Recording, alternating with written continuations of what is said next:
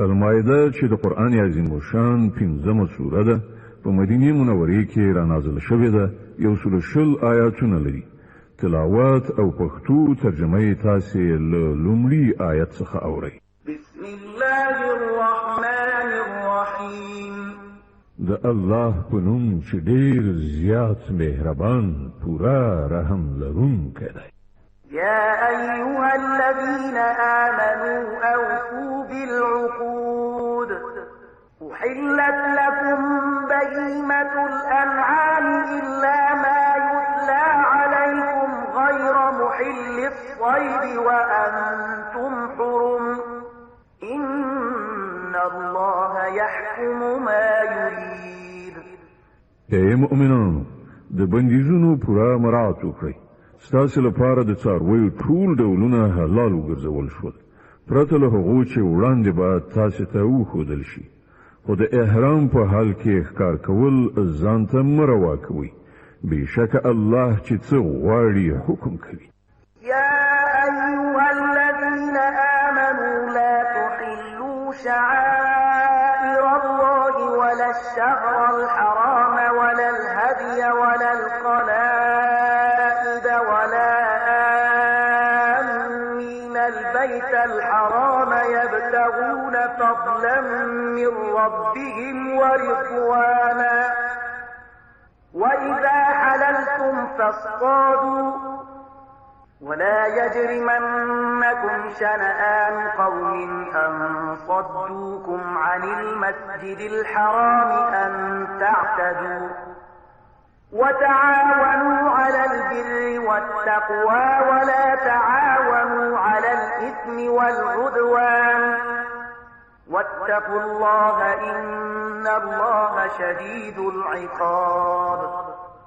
اے مؤمنان د خدای پالنې د نښو نښانو بې حرمتي مه کوئ.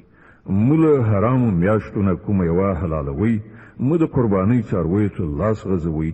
مه هغو څارویو ته لاس وروړئ چې د هغو په غاړو کې خدای ته د نذراني په توګه پټۍ اچول شوي وي. مه هغه خلک ځوروئ چې د خپل رب د فضل او د هغه د خوشحالۍ په لټه کې د کعبې د محترم کور په لوري ځي. هو کله چې د احرام حالت ایسته شي نو تاسو ښکار کولی شئ او ګورئ یوې ډلې چې ستاسو لپاره د مسجد حرام لاره بنده کړې ده نو پر هغې باندې ستاسو غصه دې تاسو دومره توجه نه کړي، یعنی دې ته مو نه هڅوي چې تاسو هم د هغو په خلاف په ناروا تېریو لاس پورې کړئ. نه، کوم کارونه چې د نیکۍ او خدای پالنې دي په هغو کې له ټولو سره مرسته وکړئ او کوم کارونه چې د ګناه او تیری دي په هغو کې د هیڅ چا ملاتړ مه کوئ. له الله نه وویریږئ، د هغه عذاب ډیر سخت دی. حرمت عليكم الميتة والدم ولحم الخنزير وما أهل لغير الله به والمنخنقة والموقوذة والمتردية والنطيحة وما أكل السبع إلا ما ذكيتم وما ذبح على النصب وأن تستقسموا بالأزلام ذلكم فسق. اليوم يئس الذين كفروا من دينكم فلا تخشوهم واخشون اليوم أكملت لكم دينكم وأتممت عليكم نعمتي ورضيت لكم الإسلام دينا فمن اضطر في مخمصة غير متجانف لإثم فإن الله غفور رحيم. پر تاسو حرام کړی شوه مرداره، یعنی د خپل مړ شوي څاروي غوښه او وینه، د خوک غوښه، هغه څاروی چې له خدای پرته د کوم بل چا په نوم ذبح کړی شوی وي، هغه چې په ستوني خفه کېدو، په زخمی کېدو یا له لوړې نه په راغورځېدو مړ شوی وي، یا هغه چې کوم ځناور سیرې کړی وي پرته له هغه چې تاسو هغه ژوندی موندلی او ذبح کړی وي، او هغه څاروی چې د کوم چا په دربار کې ذبح کړی شوی وي. همدارنګه دا هم ستاسو لپاره ناروا ده چې د فال د غشو په وسیله خپل اقبال وګورئ. دا ټول کارونه فسق دي. نن کافران ستاسې د دین لخوا پوره ناامید شوي دي، نو تاسې له هغو څخه مو ویریږئ بلکې له ما نه وویریږئ. نن ما ستاسې دین ستاسې لپاره بشپړ کړی دی او خپل نعمت مې پر تاسې پوره کړی دی او ستاسې لپاره مې اسلام ستاسې د دین په توګه منظور کړی دی. له دې کبله د حلالو او حرامو کوم بندیزونه چې پر تاسې لګول شوي دي د هغو مراعات وکړئ. البته څوک چې له لوږې نه اړو ګرځي له هغو نه څه شی وخوري بې له دې چې د ګناه خواته یې میلان وي، نو بېشکه چې الله بخونکی او رحم کوونکی دی. يسألونك ماذا أحل لهم قل أحل لكم الطيبات وما علمتم من الجوارح مكلبين تعلمونهن مما علمكم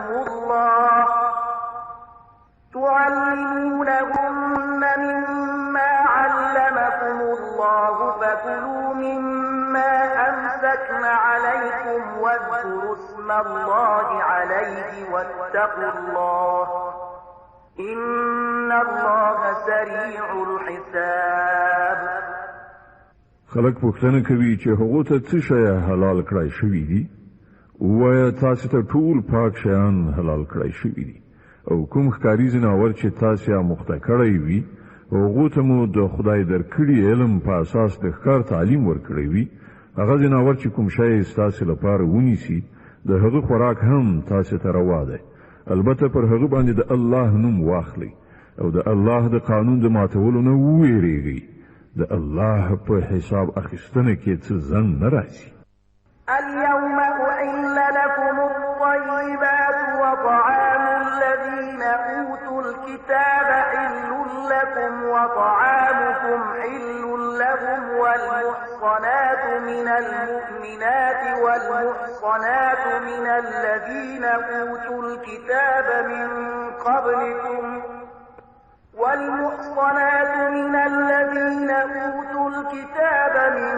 قبلكم إذا آتيتموهن أجورهن محصنين غير مسافحين ولا متخذي أخدان ومن يكفر بالإيمان فقد حبط عمله وهو في الآخرة من الخاسرين. نن ستاسو لپاره ټول پاک شیان حلال کړی شوي دي. د اهل کتابو خواړه ستاسو لپاره حلال دي او ستاسو خواړه د هغو لپاره حلال دي او پاک لمنې ښځې هم ستاسو لپاره حلال دي که هغوی د مؤمنانو له ډلې څخه وي یا له هغو قومونو څخه چې هغو ته له تاسو نه مخکې کتاب ورکړی شوی. په دې تاسو د هغو مهر ورکړئ، په نکاح کې د هغوی ساتونکي اوسئ، نه دا چې په آزاد شهوترانی لاس پورې کړئ یا په پټه په غلا یاراني وکړئ. او چا چې د ایمان پر تګلاره باندې له تلو نه انکار وکړ نو د هغه د ژوند ټول کړه وړه به بابیزه یعنې ضایع شي او هغه به په آخرت کې تش لاسی بېوزلی وي.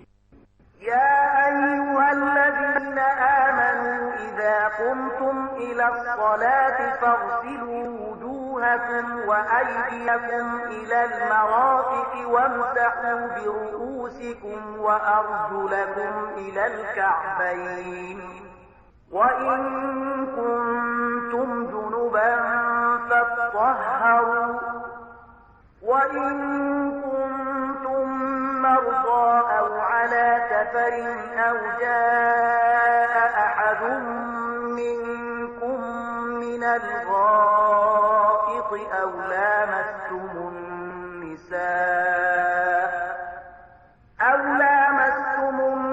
النساء فلم تجدوا ماء فتيمموا صعيدا طيبا فامسحوا بوجوهكم وأيديكم منه ما يريد الله ليجعل عليكم من حرج ولكن يريد ليطهركم وليتم نعمته عليكم لعلكم تشكرون. اے مؤمنان، کله چې تاسو د لمانځلو لپاره پاتې دی نو باید چې خپل مخونه او لاسونه تر څنګلو پورې ووینځئ. په سرونو باندې لاسونه راکاږي او پښې تر پنډکیو پورې ووینځئ. که د جنابت په حال کې یاست نو په لمبلو یعنی غسل ځان پاک کړئ.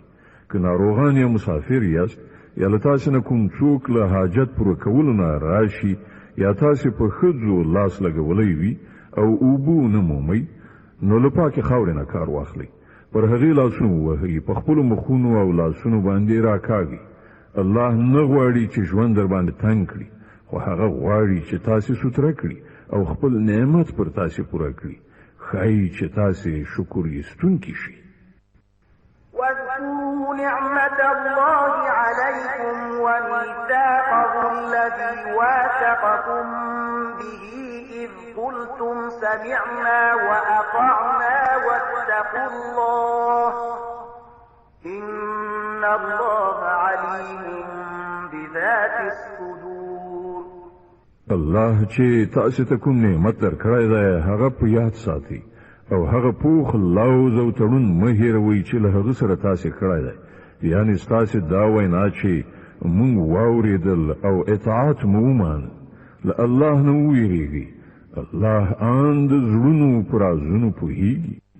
يا أيها الذين آمنوا كونوا قوامين لله شهداء بالقسط ولا يجرمنكم شنآن قوم على ألا تعدلوا اعدلوا هو أقرب للتقوى واتقوا الله إن الله خبير بما تعملون. اے مؤمنان، د الله لپاره پرېښتینولۍ ولاړ او د عادل شاهدان اوسئ. د کومې ډلې دښمني د تاسې دومره راونه پاروي چې له عدالت نه واوړئ.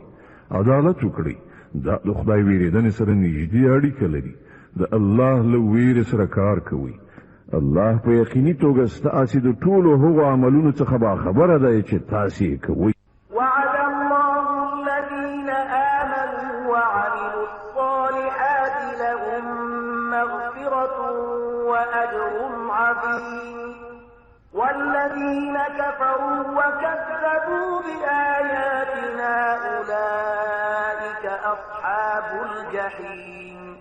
کوم کسان چې ایمان راوړي او غوره عملونه سرته رسوي الله له هغو سره وعده کړې ده چې د هغو له ګناهونو څخه به تېرېدنه وشي او هغو ته به ستر ثواب ور په برخه شي. پاتې شول هغه خلک چې کافر شي او د الله آیاتونه دروغ وګڼي نو هغوی دوزخ ته تلونکي دي.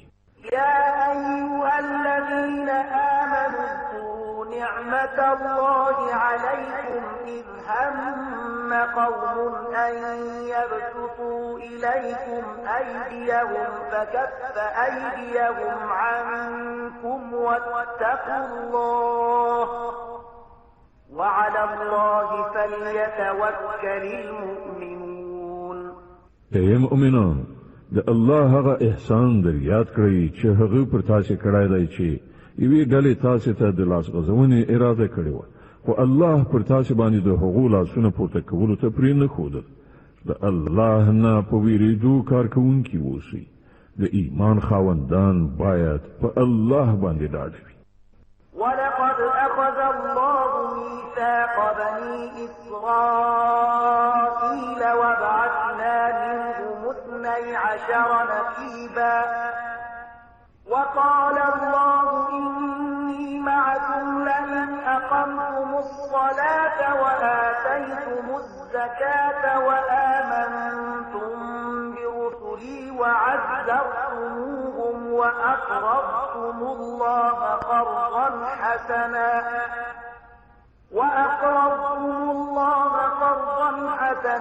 لأكفرن عنكم سيئاتكم ولأدخلنكم جنات تجري من تحتها الأنهار فمن كفر بعد ذلك منكم فقد ضل سواء السبيل.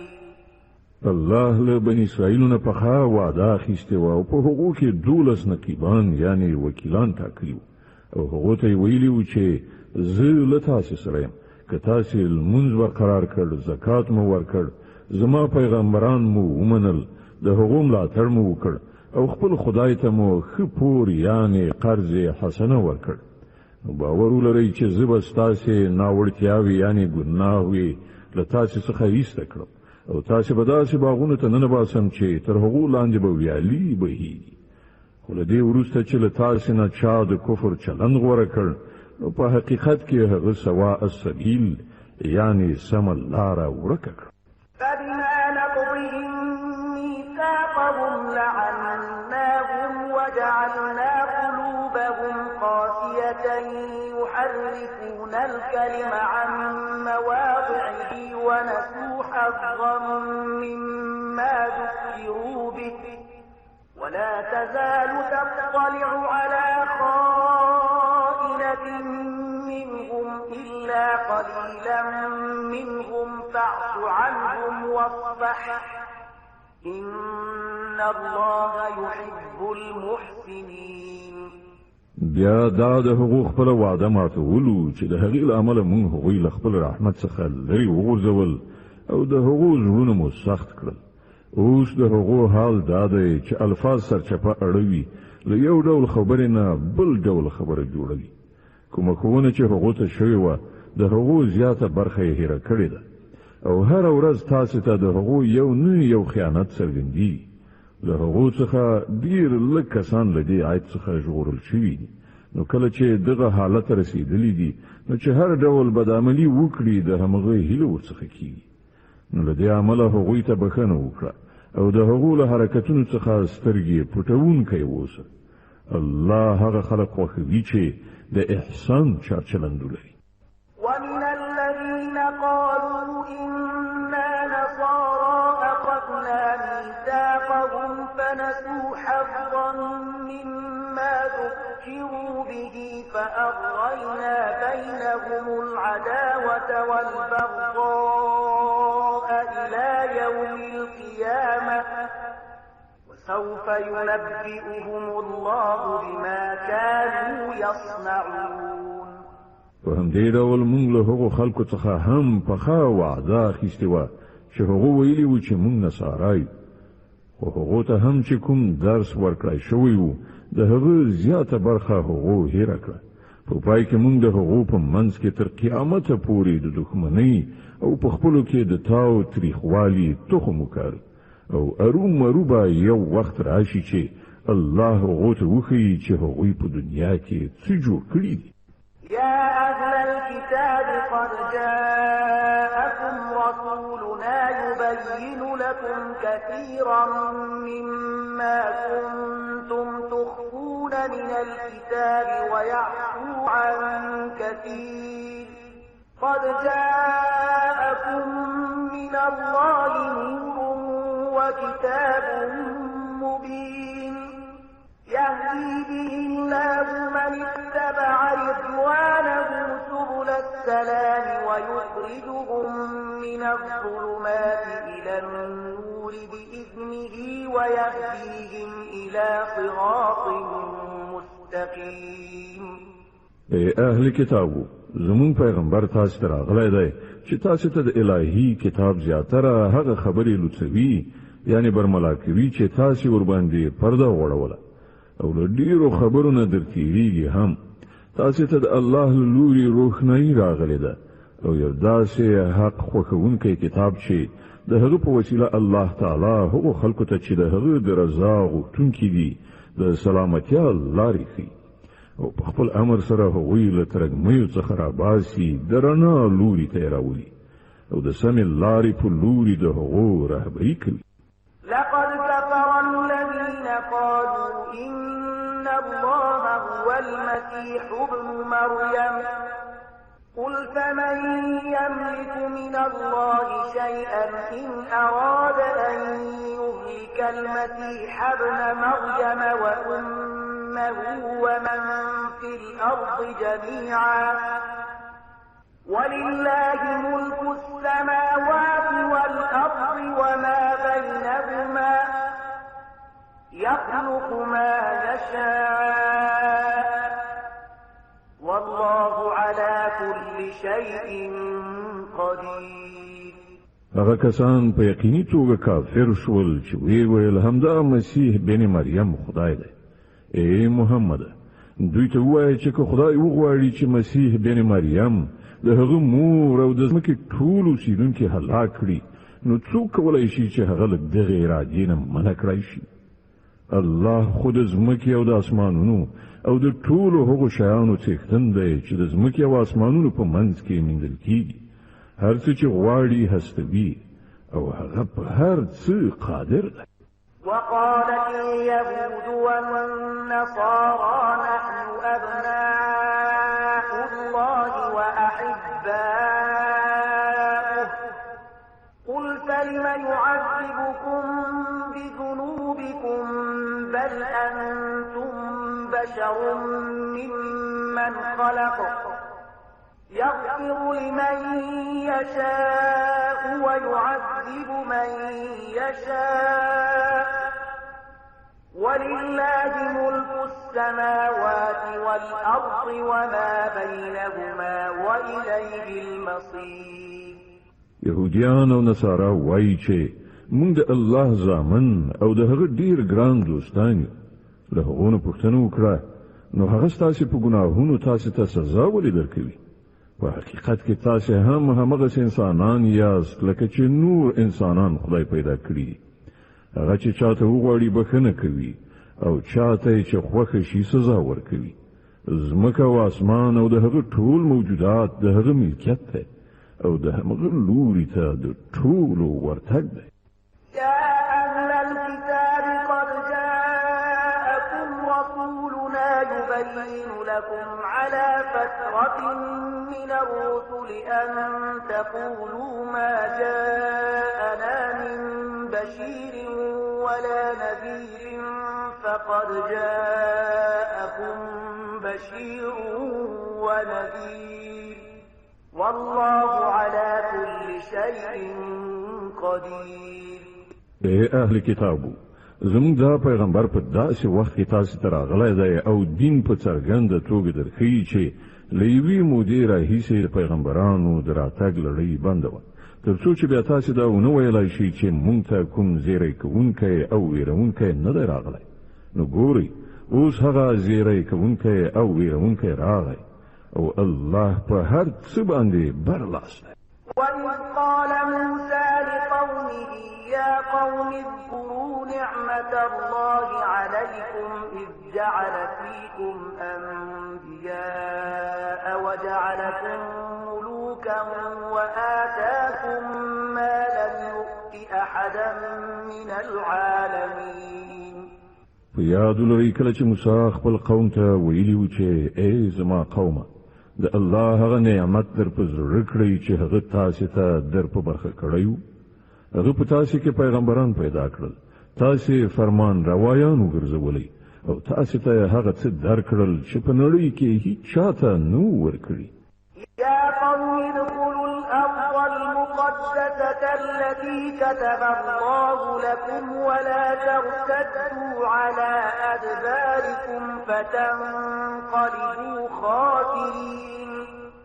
اے قوم هغه سپېڅلې ځمکې ته ننوځئ چې الله ستاسې لپاره لیکلې ده، پر شا مه اوړئ که نه نو ناکام او نامراده به وګرځئ. قالوا يا موسى إن فيها قوما جبارين وإنا لن ندخلها حتى يخرجوا منها فإن يخرجوا منها فإنا داخلون. وی په جواب کې وویل ای موسی هلته خو ډیر زورور خلک اوسېږي، موږ به هیڅکله هلته لاړ نه شو تر څو چې هغوی له هغه ځایه ونه وځي. هو که هغوی ووتل نو موږ به د ورننوتلو لپاره چمتو یو. قال رجلان من الذين يخافون أنعم الله عليهم ادخلوا عليهم الباب فإذا دخلتموه فإنكم غالبون وعلى الله فتوكلوا إن كنتم مؤمنين. په هغو ویریدونکو کې دوه تنه داسې هم و چې پر هغو باندې الله خپل نعمت پیرزو کړی. هغوی ویل چې د دې جبارانو د مقابلې لپاره له دروازې نه دننه ورشي. کله چې تاسو دننه ورسیږئ نو تاسو به برلاسي یاست. په الله ډاډه اوسئ که تاسو مؤمنان یئ. قالوا يا موسى إنا لن ندخلها أبدا ما داموا فيها فاذهب أنت وربك فقاتلا إنا هاهنا قاعدون. خو هغوی بیا هم دا وویل چې ای موسی مونږ خو به هلته هیڅکله ورنشو تر څو چې هغوی هلته وي. ته او ستا رب دواړه لاړ شئ او وجنګېږئ، مونږ دلته ناست یو. قال رب إني لا أملك إلا نفسي وأخي فافرق بيننا وبين القوم الفاسقين. موسی وویل ای زما پروردګاره زما په واک کې هیڅ نشته بې زما له خپل ځان او زما له ورور نه، نو ته مونږ له دغو سرکشانو څخه بیل کړه. قال فإنها محرمة عليهم 40 سنة يتيهون في الأرض فلا تأس على القوم الفاسقين. الله جواب ورکړ خنو هغه هیواد تر 40 کلونو پورې پر دوی حرام دی. دوی به په ځمکه کې لالهان د سرګردانه وګرځي. د دې سرکشانو په حالات اندېښمن کېږم. واتل عليهم نبأ ابني آدم بالحق إذ قربا قربانا فتقبل من أحدهما ولم يتقبل من الآخر قال لأقتلنك قال إنما يتقبل الله من المتقين. او لکشان دوی ته د آدم د دو زامنو قصه هم بشپړه واوروه. کله چې هغوی دواړو قرباني وکړه نو له هغو څخه د یو قرباني قبوله شوه او د بل قبوله نشوه. هغه وویل زه به تا ووژنم. هغه ځواب ورکړ الله خو یوازې د پرهیزګارانو نظرونه قبلوي. لئن بسطت إلي يدك لتقتلني ما أنا بباسط يدي إليك لأقتلك إني أخاف الله رب العالمين. که ته زما د وژلو لپاره لاس پورته کړې نو زه ستا د وژلو لپاره لاس نه پورته کوم. زه له رب العالمین څخه ویریږم. إني أريد أن تبوء بإثمي وإثمك فتكون من أصحاب النار وذلك جزاء الظالمين. زه غواړم چې زما او ستا خپله ګناه ستا پر غاړه شي او دوزخي شي. همدا د ظالمانو د ظلم وړ سزا ده. فطوعت له نفسه قتل أخيه فقتله فأصبح من الخاسرين. په پای کې د هغه نفس د خپل ورور وژل د هغه لپاره آسان کړل او هغه د هغه په وژلو د هغو خلکو له جملې څخه شو چې زیانکاران دي. فبعث الله غرابا يبحث في الأرض ليريه كيف يواري سوءة أخيه قال يا ويلتى أعجزت أن أكون مثل هذا الغراب فأواري سوءة أخي فأصبح من النادمين. بیا الله یو کارغی ولیږي چې د ځمکې په کیندلو یې لاس پورې کړ تر څو چې هغه ته وښیي چې د خپل ورور جسد څنګه پټه کړي. د دې کار په لیدلو هغه وویل افسوس پر ما د دې کارغه په څېر هم ونه شو کړای چې د خپل ورور د جسد د پټولو تدبیر مې کړی وای. له هغه وروسته یې په خپلو کړو ډېره پښیمانتیا وکړه. من أجل ذلك كتبنا على بني إسرائيل أنه من قتل نفسا بغير نفس أو فساد في الأرض فكأنما قتل الناس جميعا أنه من قتل نفسا بغير نفس أو فساد في الأرض فكأنما قتل الناس جميعا ومن أحياها فكأنما أحيا الناس جميعا ولقد جاءت جاءتهم رسلنا بالبينات ثم إن كثيرا منهم بعد ذلك في الأرض لمسرفون. له همدې امله مونږ پر بني اسرائیلو دا فرمان لیکلی و چې چا چې یو انسان د وینې له بدلې یا په ځمکه کې له فساد خورولو پرته په کوم بل علت وواژه داسې وګڼه لکه چې هغه ټول انسانان ووژل، او چا چې څوک له مرګه وژغوره داسې وګڼه لکه چې هغه ټولو انسانانو ته ژوند وروبار کړ. خو د هغو حال دا دی چې هغو ته زموږ پیغمبران پرلپسې له روښانه څرګندو لارښودنو سره راغلل، سره له دې هم د هغو زیاتره کسان په ځمکه کې زیاتی کوونکي دي. إنما جزاء الذين يحاربون الله ورسوله ويسعون في الأرض فسادا أن يقتلوا أو يصلبوا أو تقطع أيديهم وأرجلهم من خلاف أو ينفوا من الأرض ذلك لهم خزي في الدنيا ولهم في الآخرة عذاب عظيم.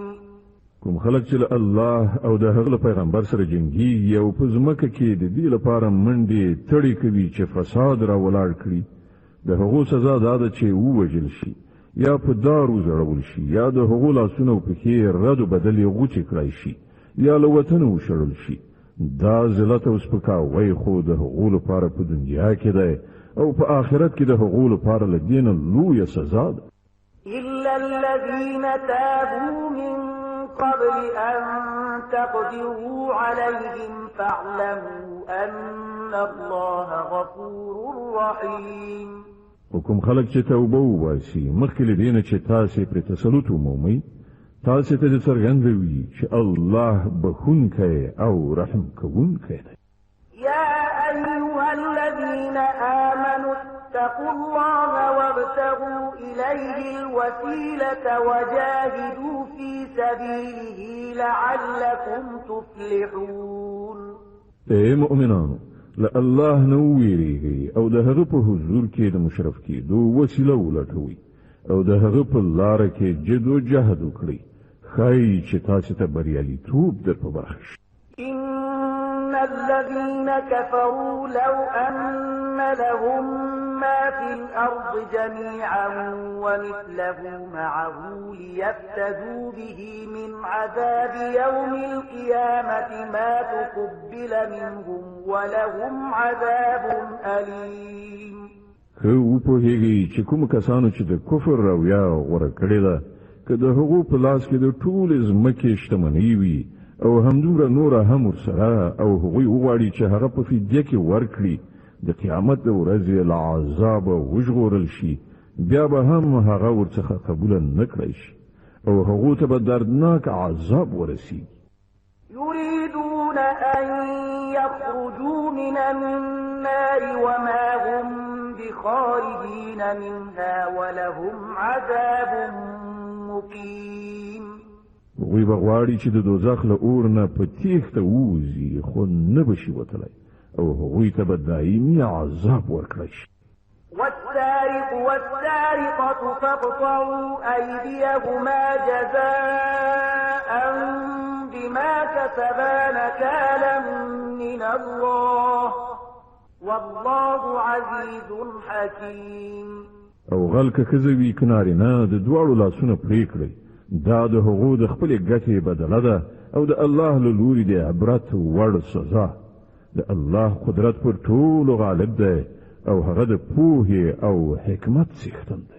فمن تاب من بعد ظلمه وأصلح فإن الله يتوب عليه إن الله غفور رحيم.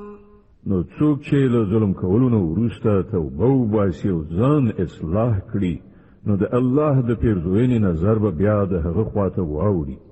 الله ډیر بخونکی او رحم کوونکی دی. ألم تعلم أن الله وله ملك السماوات والأرض يعذب من يشاء ويغفر لمن يشاء والله على كل شيء قدير. آیاتن پوهیږي چې الله د ځمکې او اسمانونو د سلطنت څښتن دی، چاته چې خوښه شي سزا ورکوي او چاته چې خوښه شي بخښنه کوي، هغه د هر څه واکمن دی. يا أيها الرسول لا يحزنك الذين يسارعون في الكفر من الذين قالوا آمنا بأفواههم ولم تؤمن قلوبهم ومن الذين هادوا سماعون للكذب سماعون لقوم آخرين لم يأتوك يحرفون الكلم من بعد مواضعه يقولون إن أوتيتم هذا فخذوه وإن لم تؤتوه فاحذروا ومن يرد الله فتنته فلن تملك له من الله شيئا أولئك الذين لم يرد الله أن يطهر قلوبهم لهم في الدنيا خزي ولهم في الآخرة عذاب عظيم. ای پیغمبره، هغه خلک د ستا د زورېدو باعث نه وي چې د کفر په لاره کې چټک ګامونه اوچتوي. که هغوی له هغو کسانو څخه وي چې په خوله وایي موږ ایمان راوړی دی خو د زړه له کومې ایمان نه دی راوړی، یا له هغو کسانو څخه وي چې یهودیان شوي دي چې د هغو حال دا دی چې د دروغو لپاره غوږ دي او د نورو خلکو لپاره چې تا ته هیڅکله نه دي راغلي غوږ باسي ګرځي راګرځي، سره له دې چې د کتاب الله د الفاظو صحیح ځایونه ټاکلي دي، د هغو معناوې له یو ځای نه بل ځای ته اړوي رااړوي او خلکو ته وایي چې که تاسې ته دا حکم درکړ شي نو ویې منئ، که نه نو مې منئ. الله چې په فتنه کې د چا د غورځولو اراده کړې وي، د الله له مؤاخذې څخه د هغه د ژغورلو لپاره ته هیڅ نشي کولی. دا هغه کسان دي چې الله د دوی د زړونو پاکول نه دي غوښتي، د دوی لپاره په دنیا کې رسوایی ده او په آخرت کې سخت عذاب. سماعون للكذب أكالون للسحت فإن جاءوك فاحكم بينهم أو أعرض عنهم وإن تعرض عنهم فلن يضروك شيئا وإن حكمت فاحكم بينهم بالقسط إن الله يحب المقسطين. دوی د دروغ اوریدونکي او د حرام مال خورونکي دي، نو که دوی تا ته د خپلو دعوو په وړاندې کولو راشي نو تا ته واک درکول کیږي که دې خوښه وي د هغو فیصله وکړه او که نه نو انکار وکړه. که انکار وکړې نو دوی تا ته هیڅ زیان نشي رسولی او که فیصله کوي نو د عدالت په اساس یې وکړه چې الله عدالت کوونکي خوښوي. وكيف يحكمونك وعندهم التوراة فيها حكم الله ثم يتولون من بعد ذلك وما أولئك بالمؤمنين. او دوی ته څنګه فیصله کوونکی ټاکي چې له دوی سره تورات موجود دی، په هغه کې د الله حکم لیکل شوی دی او سره له دې هم دوی ورڅخه مخ اړوي. اصلي خبره دا ده چې دا خلک له سره ایمان نه لري. إنا أنزلنا التوراة فيها هدى ونور يحكم بها النبيون الذين أسلموا للذين هادوا والربانيون والأحبار بما استحفظوا من كتاب الله وكانوا عليه شهداء فلا تخشوا الناس واخشوني ولا تشتروا بآياتي ثمنا قليلا ومن لم يحكم بما أنزل الله فأولئك هم الكافرون. مونږ تورات نازل کړل چې په هغه کې لارښوونه او روښنايي وه.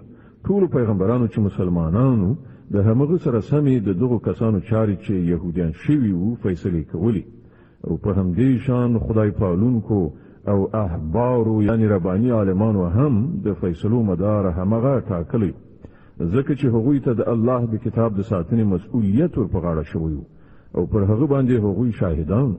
نو اے د يهودو ډلې، تاسو له خلکو نه مو ویریږئ بلکې له ما نه ویریږئ، او د لږې بدلې اخیستلو په مقابل کې زما د آیتونو پلورل پرېږدئ. کوم خلک چې د الله د نازل کړي قانون سره سمې فیصلې ونه کړي همغوی کافران دي. وكتبنا عليهم فيها أن النفس بالنفس والعين بالعين والأنف بالأنف والأذن بالأذن والسن بالسن والجروح قصاص، فمن تصدق به فهو كفارة له، ومن لم يحكم بما أنزل الله فأولئك هم الظالمون. په تورات کې مونږ پر يهوديانو دا حکم لیکلی و چې د نفس په بدل کې نفس، د سترګې په بدل کې سترګه، د پزې په بدل کې پزه، د غوږ په بدل کې غوږ، د غاښ په بدل کې غاښ، او د ټولو زخمونو لپاره برابره بدله. نو که څوک قصاص صدقه کړي نو هغه د هغه لپاره کفاره ده، او کوم خلک چې د الله د نازل کړي قانون سره سم فیصله ونه کړي هغوی ظالمان دي. وقفينا على آثارهم بعيسى ابن مريم مصدقا لما بين يديه من التوراة وآتيناه الإنجيل فيه هدى ونور من التوراة وآتيناه الإنجيل فيه هدى ونور ومصدقا لما بين يديه من التوراة وهدى وموعظة للمتقين. بیا مونږ له هغو پیغمبرانو وروسته د مریم علیه السلام زوی عیسی علیه السلام ولیږه. له تورات نه چې کوم شی د هغه په وړاندې موجود د هغه رښتینه کوونکی و، او مونږ هغه ته انجیل ورکړ چې په هغه کې لارښوونه او روښنايي وه، او هغه هم د تورات د هغه څه چې په هغه وخت کې موجود و رښتینی کوونکی و، او له خدای نه د ویریدونکو خلکو لپاره له سره تر پایه هدایت او نصیحت. وليحكم أهل الإنجيل بما أنزل الله فيه، ومن لم يحكم بما أنزل الله فأولئك هم الفاسقون. زمونږ حکم چې د انجیل خاوندان دي له هغه قانون سره سم فیصله وکړي چې الله په هغه کې نازل کړی دی، او کوم خلک چې د الله د نازل کړي قانون سره سم فیصله ونه کړي همغوی فاسقان دي. وأنزلنا إليك الكتاب بالحق مصدقا لما بين يديه من الكتاب ومهيمنا عليه، فاحكم بينهم بما أنزل الله ولا تتبع أهواءهم عما جاءك من الحق، لكل جعلنا منكم شرعة ومنهاجا، ولو شاء الله لجعلكم أمة واحدة ولكن ليبلوكم فيما آتاكم فاستبقوا الخيرات، إلى الله مرجعكم جميعا فينبئكم بما كنتم فيه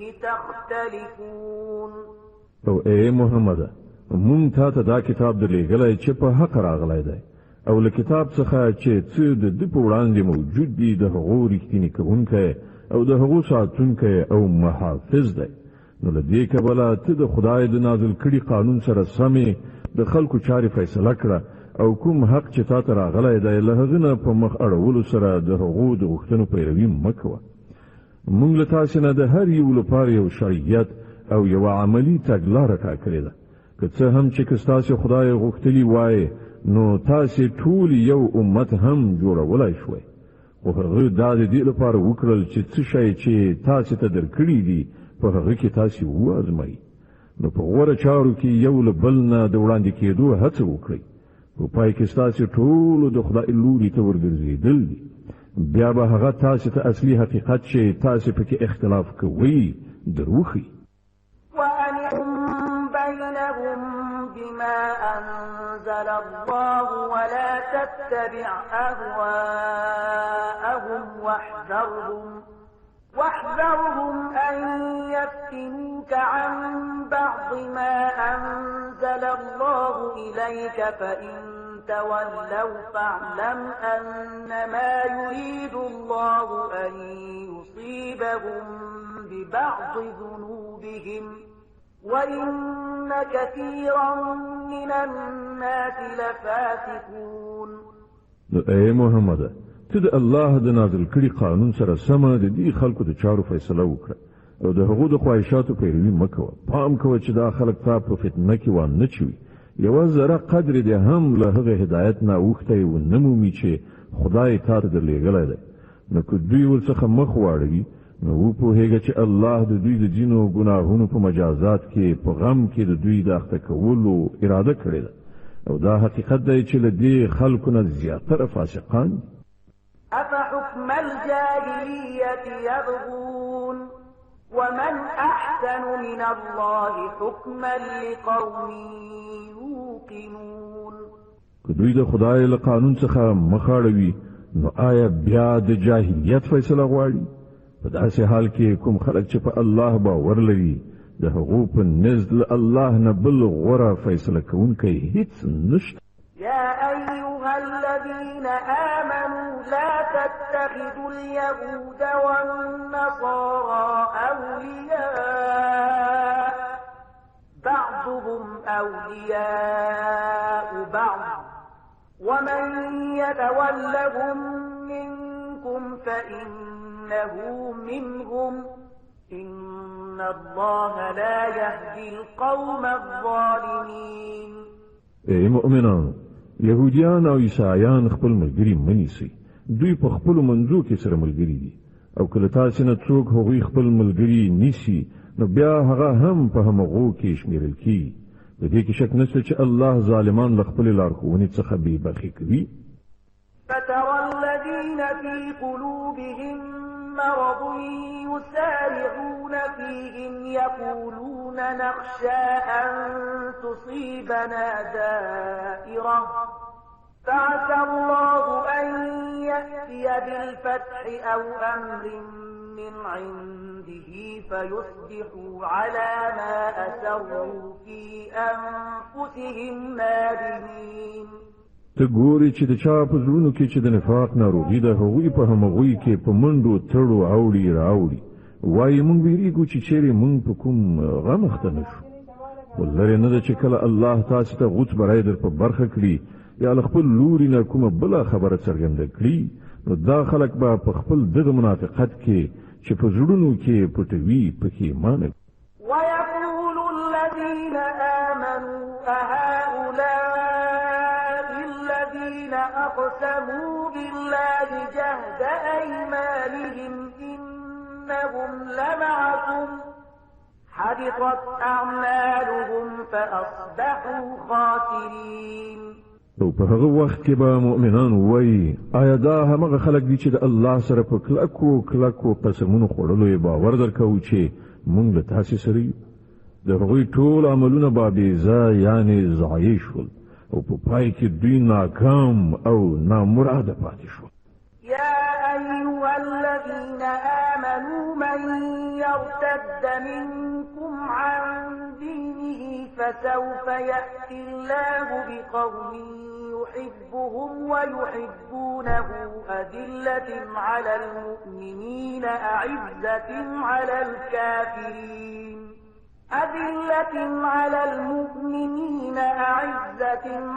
الكافرين يجاهدون في سبيل الله ولا يخافون لومة لائم ذلك فضل الله يؤتيه من يشاء والله واسع عليم.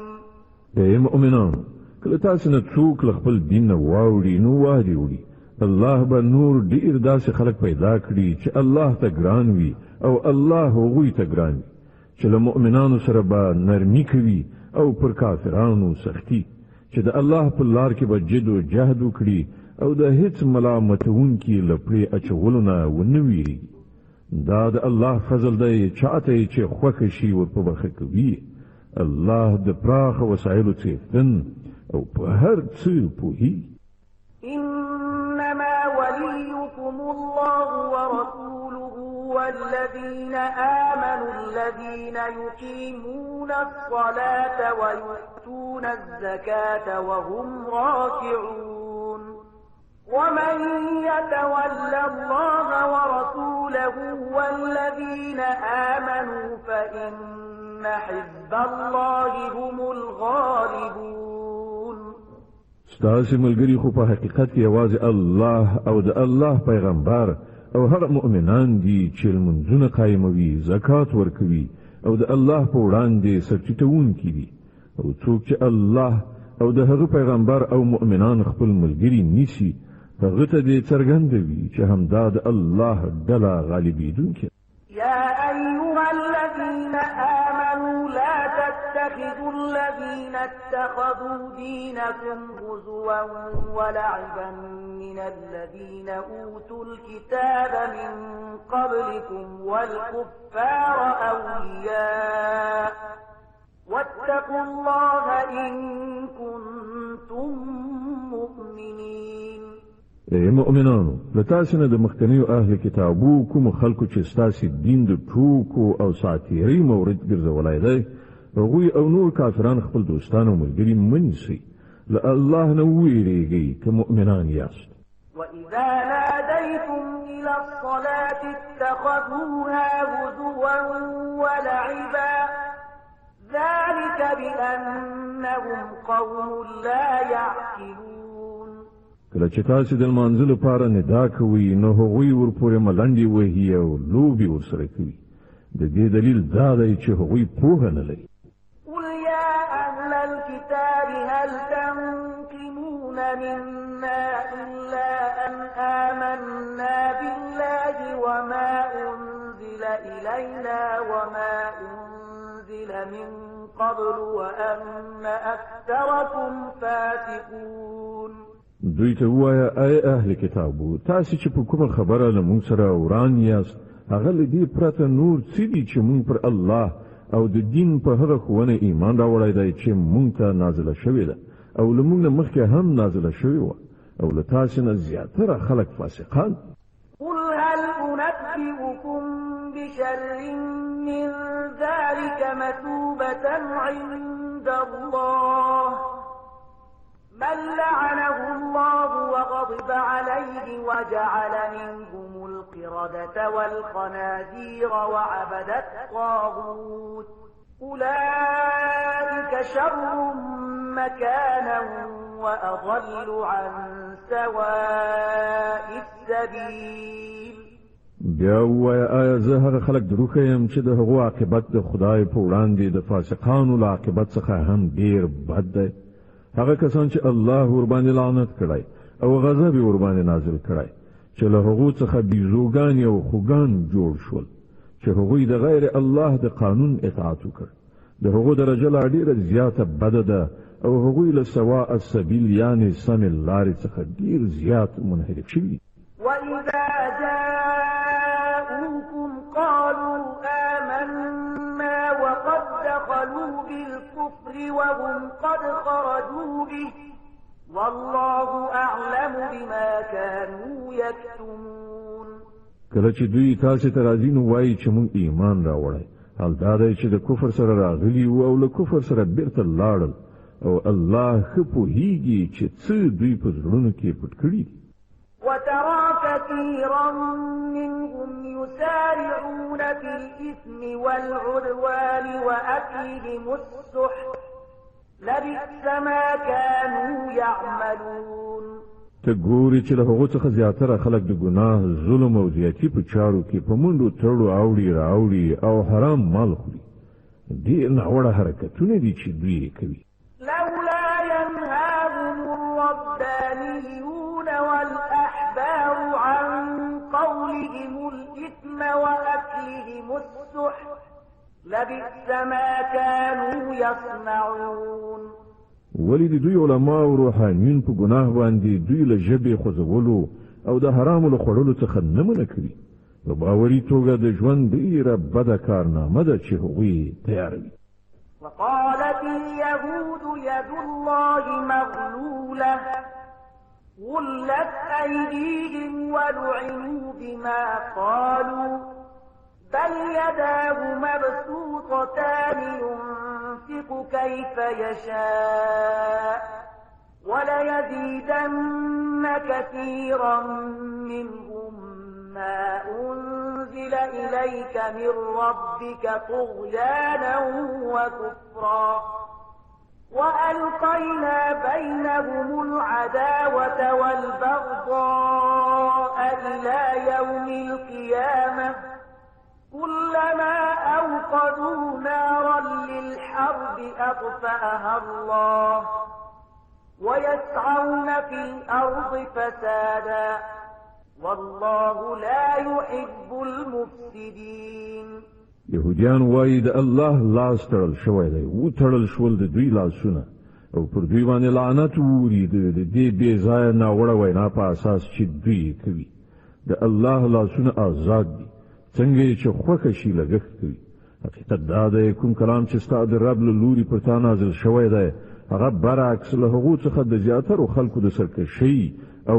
باطل پرستی د زیات والی موجب ګرځېدلی دی او د دې په بدله کې موږ د هغو په منځ کې تر قیامته پورې عداوت او دښمني اچولې ده کله چې دوی د جنگ اور په لمبو راولي الله هغه مړ کړي دوی په ځمکه کې د فساد خورولو هڅه کوي خو الله فساد راوړونکي هیڅکله نه خوښوي ولو أن أهل الكتاب آمنوا واتقوا لكفرنا عنهم سيئاتهم ولأدخلناهم جنات النعيم که دې سرغړونې په ځای دغه اهل کتابو ایمان راوړی وای او له خدایه د ویریدو کړندارې غوره کړې وای نو موږ به د دوی بدۍ ورڅخه ایسته کړې وي او دوی به مو له نعمتونو څخه پر معمورو جنتونو ته ننویستلي وای ولو أنهم أقاموا التوراة والإنجيل وما